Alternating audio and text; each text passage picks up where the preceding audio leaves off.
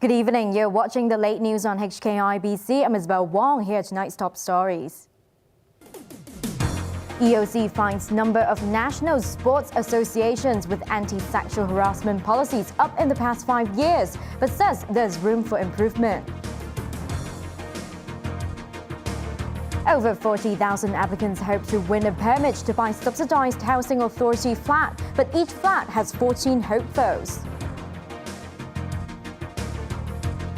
And government says it will not lift export limit on baby milk powder.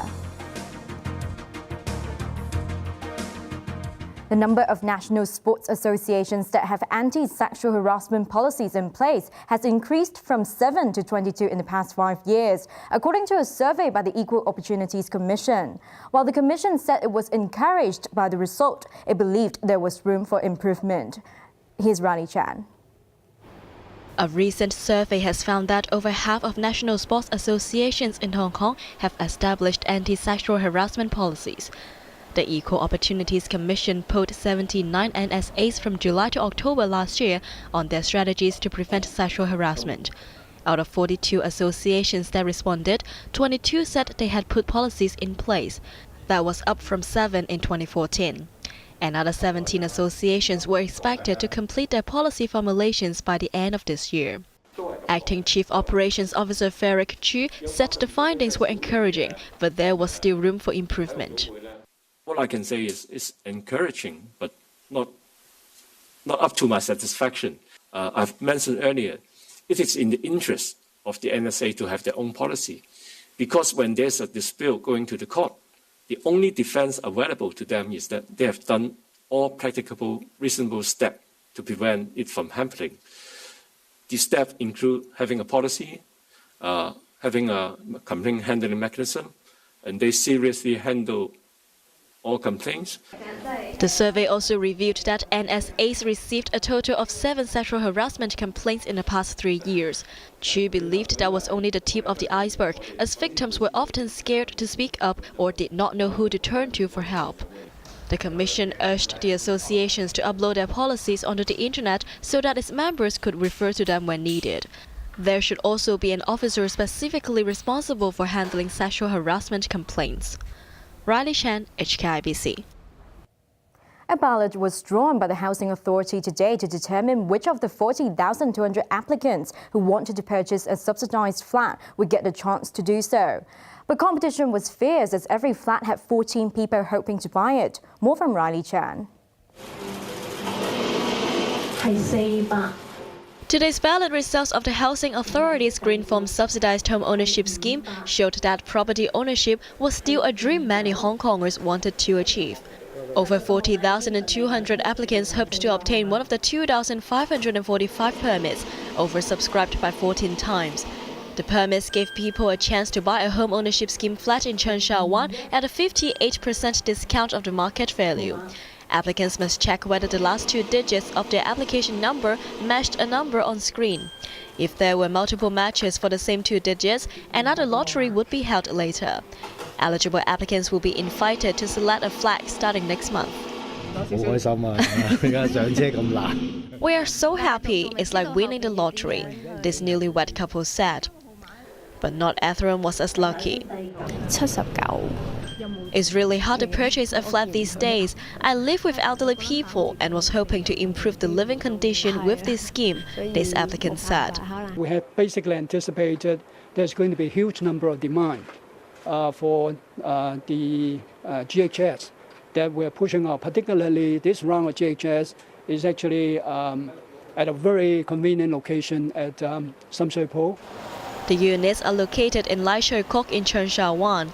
With an average price of $6,243 per square foot, buyers can snap up a 184 square foot unit for as cheap as $930,000. The largest home measures 452 square feet and costs around $3 million. But only those who are eligible for public rental housing can purchase the units. Riley Chan, HKIBC. The government says it will not lift an export restriction on baby milk powder, citing ongoing concerns of parallel trading. Lawmakers from across the political spectrum supported the move, but the Liberal Party believed it would only deepen divisions between Hong Kong and the mainland. Pro-Beijing activist Letitia Lee was bound over for 18 months for corruption during the 2016 Legislative Council election. Lee was accused of receiving 9 election donations totaling $22,530 when she contested the New Territories East constituency 3 years ago.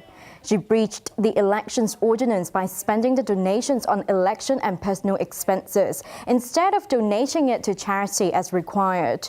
The prosecution dropped the case today after Lee agreed to be bound over for $2,000 for 18 months. Traffic was smooth at the Central Wan Chai bypass on the first working day. The slip road connecting the tunnel with the Rumsey Street flyover was opened yesterday.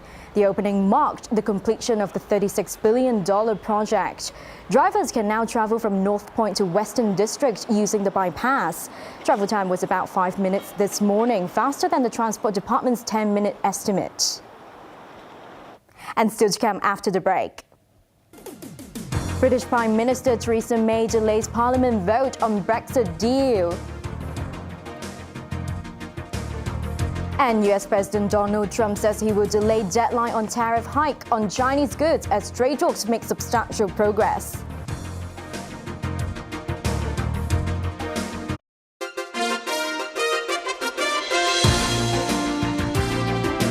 Welcome back. British Prime Minister Theresa May has pushed back a vote in Parliament on her Brexit deal to March 12th, just 17 days before Britain was scheduled to leave the European Union. Meanwhile, 3 cabinet ministers have threatened to vote in favour of a motion that would give MPs the power to delay Brexit if a deal was not passed by mid-March. Speaking after talks with Theresa May on the sidelines of a summit in Egypt, European Council President Donald Tusk has urged the British Prime Minister to take the rational step of requesting a Brexit extension. I can say, first of all, that Prime Minister May and I discussed yesterday a lot of issues, including the legal and procedural context of a potential extension.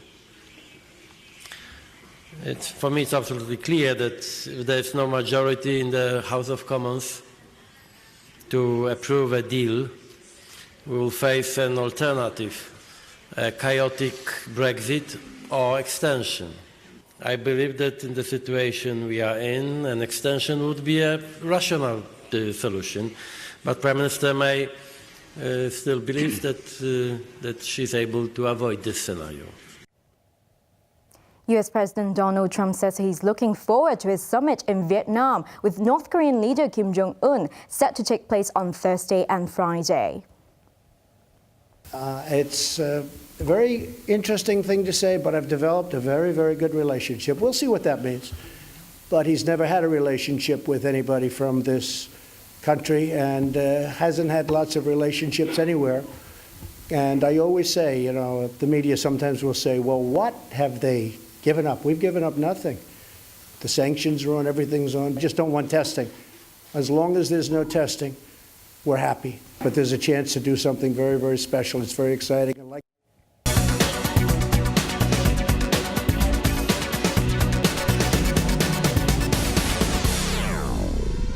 US President Donald Trump has said he would delay a tariff hike on Chinese imports after negotiators made substantial progress in the latest round of trade talks. The US President also aimed to hold a summit with President Xi Jinping to hammer out an agreement.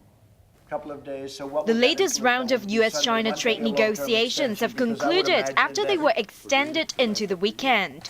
Speaking at the governor's ball at the White House, US President Donald Trump hailed the progress made during the talks and said both sides were very close to a deal. We're doing very well with China.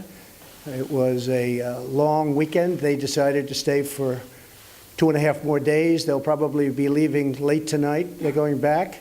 And if all works well, we're going to have some very big news over the next week or two. And it's really been terrific. In a tweet, Trump said the US has made substantial progress in our trade talks with China on important structural issues including intellectual property protection, technology transfer, agriculture, services, currency, and many other issues. Trump announced in another tweet that he would put on hold a hike on tariffs on Chinese imports scheduled for March 1st. If the two sides made further headway in negotiations, Trump said he and President Xi Jinping planned to meet at his Mar-a-Lago resort in the U.S. state of Florida to conclude an agreement. Trump had planned to raise tariffs to 25% from the current 10% on $200 billion of Chinese goods if both sides could not reach an agreement by Friday. But the US president did not offer any details on when his meeting with Xi might be or how long the tariff extension would last. State media Xinhua echoed Trump's tweet and said both sides have reached substantial progress. But a commentary published later cautioned that the talks would get more difficult as they approached the final stages, noting that bilateral trade frictions were long-term, complicated and arduous. Trump's confirmation about delaying the tariff hike prompted Chinese shares to surge today. The Shanghai Composite closed up 5.6% at 2,961 points, while the blue chip CSI 300 was up almost 6% to close at 3,729 points. China Light and Power Holdings' net profit fell almost 5% last year. When you look at our dividends, you need to look at the performance of the group portfolio as a whole. Essentially, our aim is to continue to provide growing dividends consistent in line with the growth in our business. And with the performance of our overseas businesses now, we are in a much stronger position than we were. The electricity supplier reported $13.55 billion in net profit in 2018, missing estimates. CLB said last year's profit decline was due to the non-recurrence of favorable non-operating gains in 2017, booked on property revaluation and tax provision reversal. The company also cited a substantial asset impairment in India as the reason for the decline. All right, let's check the markets. Hang Seng Index was up 143 points today. Top 10 active stocks in Hong Kong, CCB up 20 cents, Tencent down 20 cents, China Life up $1.45. Hong Kong Exchange up $7, ICBC up 19 cents, and Bank of China up 13 cents. Forex trading against Hong Kong dollar, euro is currently trading at $8.91, Canadian dollar at 5.96, and Aussie dollar trading at $5.62. Over in the UK market, FTSE 100 is currently up 2 points. And in the US, Dow Jones is currently up 170 points, S&P 500 up 16 points. Well, on to the weather now. There will be sunny intervals tomorrow with 1 or 2 light rain patches in the morning. Well, temperatures will range between 18 and 22 degrees. Expect sunny periods with coastal fog and light rain in the next few days. But now let's check out the weather around the world. That's all the news for now. Thanks for watching HKIBC. I'm Isabel Wong. Good night.